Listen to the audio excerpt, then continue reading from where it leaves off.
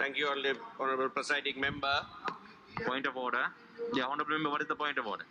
Honorable Member Sumandran has been asking from yesterday morning. You can't be biased. How long did I ask you for the speech? I have been instructed by the Secretary General. No, the Secretary has no say. Secretary said it's always with you. Honorable Sumandran has been asking from the morning, and they are the second. Be independent. Yes. Honorable Presiding Member. Honorable Sumandran, please continue.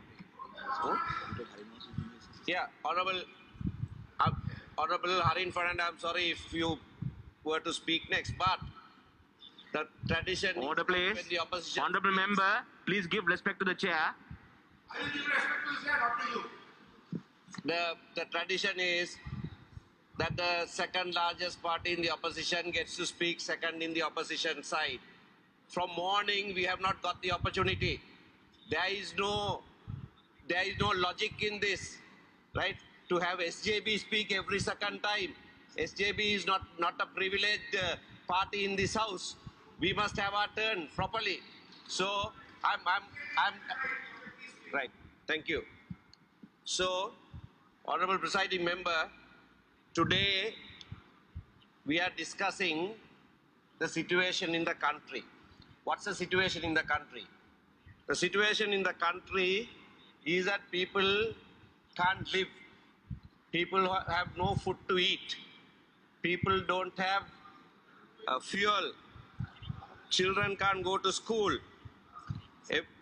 They have come onto the streets. That's the situation in the country. And then, in order to handle that situation, what has the government done? The government has resigned. All members of the cabinet have tendered their resignation. Now, what does that mean? That means that they accept that they are unable to govern the country. That is the only explanation that one can give for the members of the cabinet wholesale to have tendered their resignation. When that is the real situation, members in the government rows, one after another, are standing up and saying that they still have the mandate. They still have the mandate to govern. Why did you resign then? Why did you then resign? If you thought you still had the mandate of the people to govern, why did you wholesale in one letter resign from your portfolio? Now, having conceded that you have failed, you are now standing up here talking big. Country is in very serious crisis. You must go.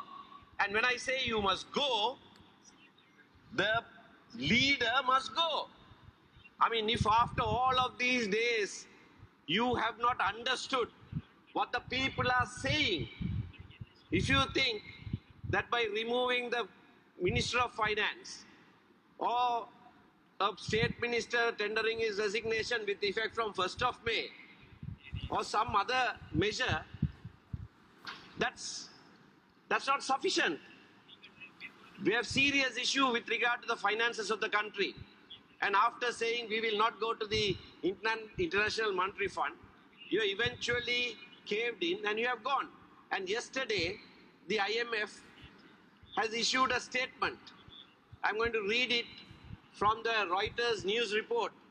It says, IMF staff is looking forward to program discussions with the authorities, including during the visit of the newly appointed finance minister to Washington later this month. Now, where is the newly appointed finance minister?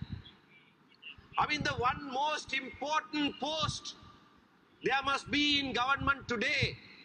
If you are to deal with the situation out there, if you are to deal with the dollar crisis, if you are to deal with the escalating prices, if you are to deal with the shortage of food, the shortage of medicine, it is the Minister of Finance.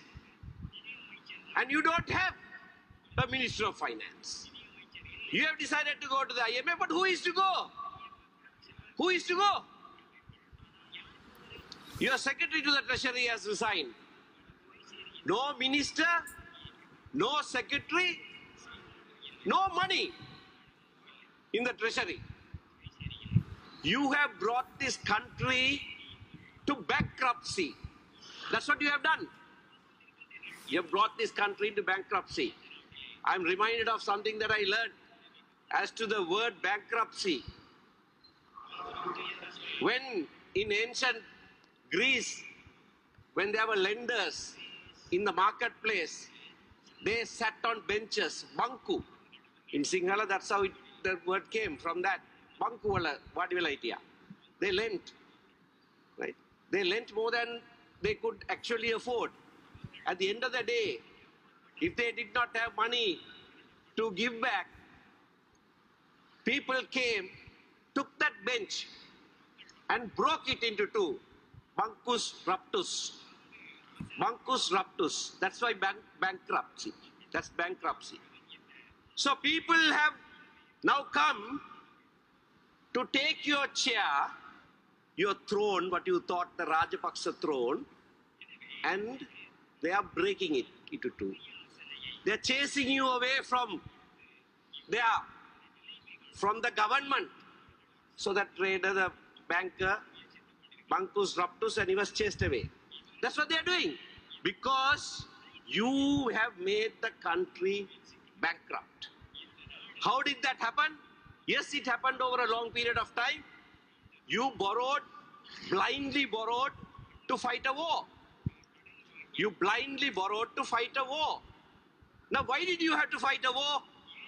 You had to fight a war because you did not keep your promises. If the Bandaranaike Chelvanayagam Pact had been implemented, if the Dudley Senanaike Chelvanayagam Pact had been implemented, Tamil youth would not have taken up arms.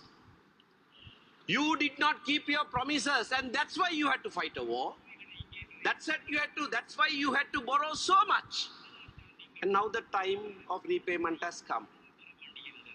But the last trigger, the trigger that sent you down the slippery slope from which you are unable to climb back up, happened in December 2019 when President Gotabaya Rajapaksa became president and wanted to hold a parliamentary election very soon. He thought, okay, with this wind, we will capture power, come into parliament as well, announced series of tax cuts, lowered the rates of VAT, increased the threshold for income tax, corporate tax, etc. Now, the analysis shows by that one act alone, 25% of the revenue to the country was lost. Member, you have 2 more minutes. Yes, thank you. 25% revenue was lost. What is worse, 33% of the taxpayers got out of the tax net. And that is how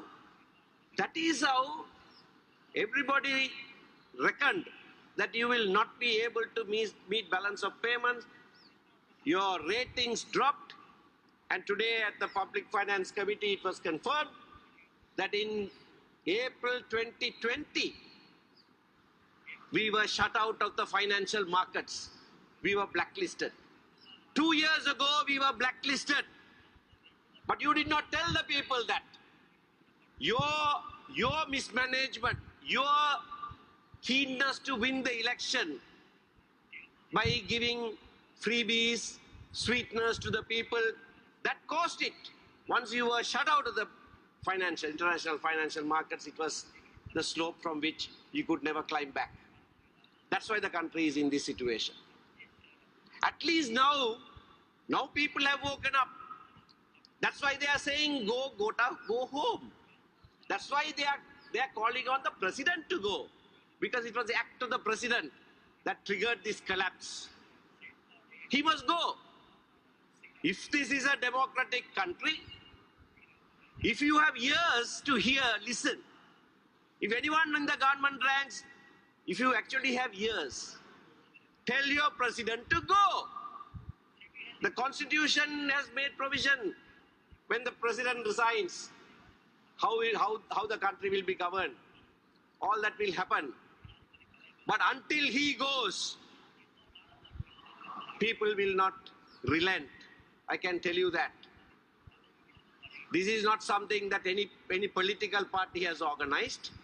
And I must tell the chief government whip not to try what President J.R. Jayawardeneh tried in 1983.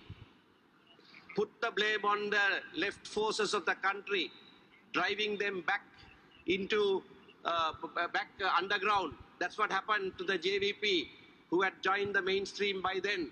J.R. Jayawardeneh, President Jayawardeneh said Naxalite forces. Honorable Vasudeva Nanayakara went underground.